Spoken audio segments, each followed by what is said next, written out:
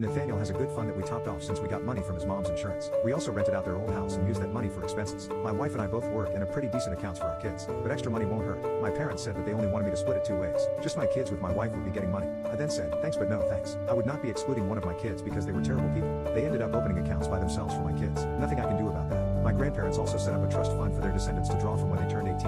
It isn't a lot of money, but every little bit helps these days. Nate is graduating next year, so we submitted the paperwork to get him that money. My uncle is one of the trustees and he told my parents and they freaked out that I never told them that Nate was my kid. I take them they were souls because they knew I adopted him and that fact alone made him my kid. Huge argument. You know what we mean? How could you keep him from us? I said that for 5 years they've always behaved badly towards him even though he was my son. Why would I include them more in his life? They are saying that they will sue for grandparents' rights. I laughed in their faces. I literally have a letter from them saying that they do not consider him their grandchild. As I said, we are LC with them, but my sisters both think I am being overly cruel even though they also see our parents very little. I think my son didn't miss much by not interacting with people who absolutely would have said crappy things about his original parents.